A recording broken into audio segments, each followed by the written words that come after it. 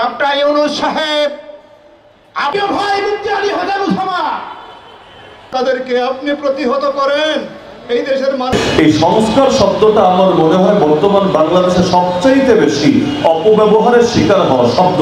বিগত সময় আমার এখনো মনে আছে সেই বাংলাদেশে যখন এই আওয়ামী লীগের আগের যে 2টা বছর ছিল, যে সময় তত্ত্বাবধায়ক সরকার বাংলাদেশে দেশ পরিচালনা করেছিল, ওই সময় ব্যাপকভাবে সংস্কার শব্দটা খুব বেশি উচ্চারিত হতো এবং ওই সময় মানুষ এই শব্দটা দেখে নতুন করে আশা বলতে শুরু করেছিল। কিন্তু পরবর্তীতে দেখা গেল সংস্কার বলতে লোকে যা বোঝে সরকার মহল তা বোঝে না, তাদের দিলের মধ্যেও সেটা থাকে না। এই বিগত এতগুলো মাস চলে গেল, আগস্ট থেকে শুরু করে সংস্কারের নামে এখনো পর্যন্ত কার্যকর দৃশ্যমান তেমন কিছু আমরা দেখছি না, কিন্তু উল্টো এমন কিছু দেখছি যেগুলো নিয়ে নতুন করে বিতর্ক শুরু হতে কোনো দ্বিধা হচ্ছে না। এই যেমন নারী বিষয়ক কমিশন, এই সরকারের তো সবচাইতে প্রায়োরিটি দরকার ছিল আওয়ামী লীগের বিচার করা, অপরাধীদের বিচার করা, নির্বাচন ব্যবস্থা সংস্কার করা এবং আর যাতে কখনো ফ্যাসিবাদ মাথাচাড়া দিতে না পারে সেটার ব্যবস্থা করা।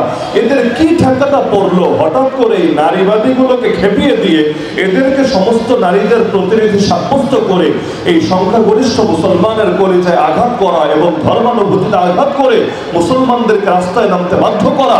এগুলো থেকে বুঝতে তো আসলে বাকি থাকে না তাদের ভেতরে খুব বেশি দেশপ্রেম কাজ করে না, তারা সংস্কার শব্দ ব্যবহার করে এই জাতিকে ধোঁকা দিতে চায়। আমি মনে করি বিগত দিনে আওয়ামী লীগ যত জুলুম করেছে ওই জুলুমের প্রেক্ষাপট তৈরি করেছে কিছু মিডিয়া এবং কিছু বুদ্ধিজীবী।